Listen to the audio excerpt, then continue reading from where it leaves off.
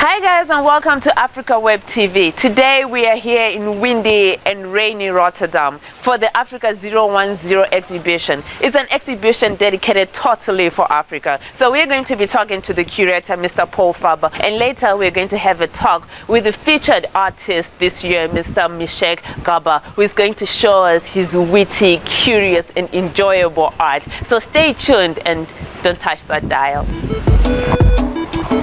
I'm a king, yes, I'm a king. This is the beginning of our exhibition on the Africa collection of the Wereldmuseum. That is basically what we try to do. And we asked ourselves the first question, so how does the museum collected all these beautiful artifacts? Yeah. And we found out that in the 19th century, when the museum was created, it was founded in 1885, there were some big Rotterdam merchants who traded with Africa. That was not common because most traders in Holland traded with Indonesia, but there were a few that traded with Africa. And they specified that trade on 4 countries basically, Ghana, Liberia, Congo and Mozambique. From those 4 countries, Congo was by far the most important around the time that we start this story, so around 1885. That was the time that Stanley went in the interior of Congo to do his exploration, that King Leopold finally created the so-called Congo Free State, starting a very difficult time for the Congolese.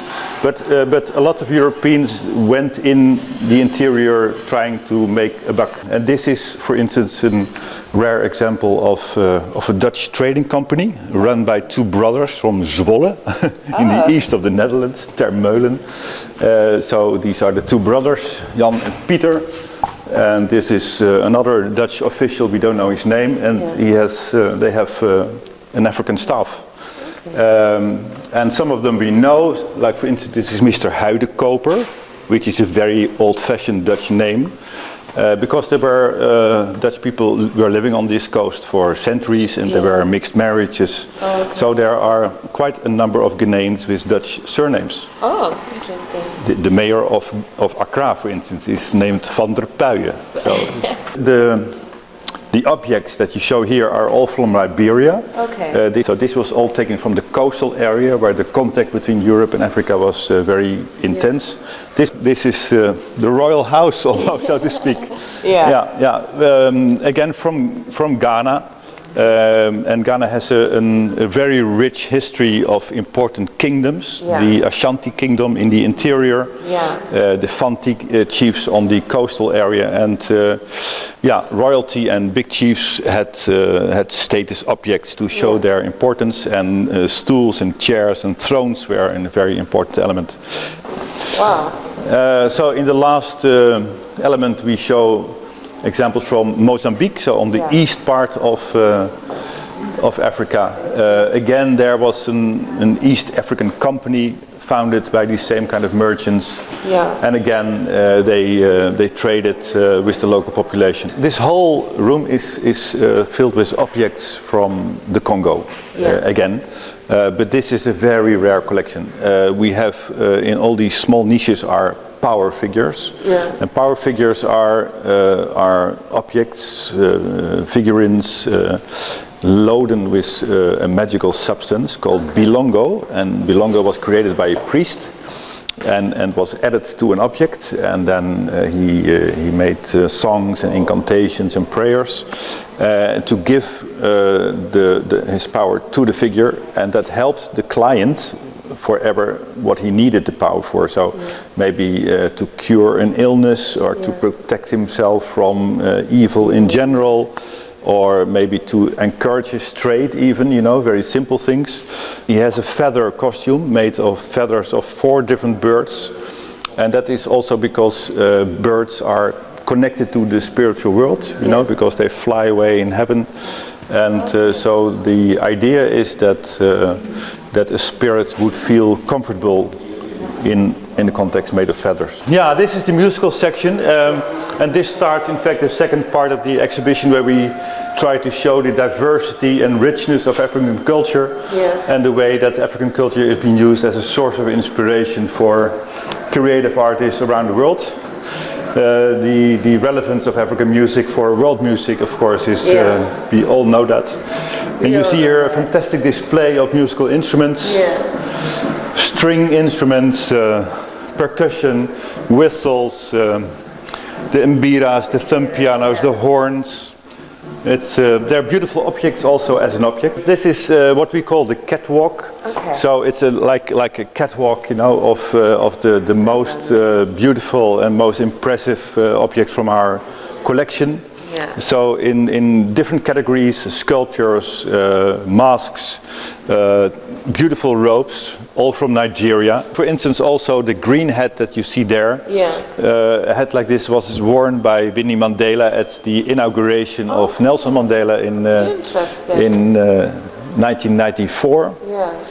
These are all masks, and normally in Africa you would never see it like this, because it comes with a costume. Yeah. It is worn by a dancer, it is connected to a choreography, there is music involved, there's a social interaction. Exactly. So this, you see only a remnant of something which is very big and very spectacular. There's such a cultural diversity that you see here, so many different cultural contexts. This is from Gabon, and this, in fact, you see there is, you see the wooden stick on the backside in the middle. And the fact that this kind of sculpture was put on the rim of a big basket, and in the basket the people would serve the bones of the ancestors. It's a white Mercedes-Benz, but we opened it a bit so you can see that actually it is a coffin. And these kind of coffins in the image of all kind of different things, of veggies and a chicken over there, or the white Mercedes, were developed as a kind of new tradition in the 1950s, 60s by one sculptor who also made a lot of furniture called Kane Kwe in Teshi, a small coastal town in Africa. And he thought, you know, it would be a good idea if certain important people who made their point in life with a certain aspect, for instance, he became a famous onion farmer, that he also could be buried in an onion to commemorate his life, almost like a monument, you know, during his funeral. In the early 1980s, there was a French photographer who made a kind of big photographic report, and he published it in a magazine, and then many people across the world saw it, and they say, hey, this is fantastic. For lots of people in Ghana, it is a coffin, but for many, let's say, Americans and Europeans, they see it as a fancy art object in their living, you know? Yeah. I have learned a lot from you today, to be honest, and you know quite a lot about Africa. Have you been? Many times, of course. And what's your favorite country? Oh, no, that's not a fair question to ask. No, I mean, work has brought me to several places, and my private interest, but it's from Mali to Ghana was my first country, so for a long time I called Ghana my motherland, you know, in Holland my fatherland. But I've been also to Ethiopia, which is fascinating, to South Africa, to Zambia, to many places. It's very difficult to call a favorite. I shouldn't do it. Let's just say the whole continent is your favorite. Well, I mean, it's there is such a richness, you know, and around every corner, because there are far more places that I have not been there, and I know that is also fantastic and great. So there's still lots of work to do. Definitely. Thank you so much for the tour. You're more than welcome. For your very informative and educative explanations. Thank you. Right now I'm standing next to the amazing and talented Michel Gaba. Hi and welcome to Africa Web TV. Thank you. Can you tell us a bit more about yourself and your artwork? Stuff about myself is not very easy, but I think I'm artist. It's only thing I know to do. I'm from Benin, and my second country is Netherlands. I'm focused more in the urban art. So what is your inspiration really when you are making such art? And my inspiration is my environment, and I decided to make the architecture about Rotterdam because I think it's not only me is interesting for architecture in Rotterdam, where people like talk about Rotterdam.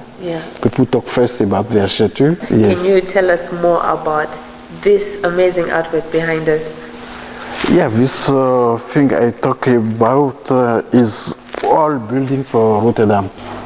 This is interesting. Can I ask what it is made of? And is hair is I think you know what is it? Hair extensions. Yeah, to make the extension. I know this is Zero Mass. This is Rotterdamers, and this is Mark Heller, and this is the Cubism.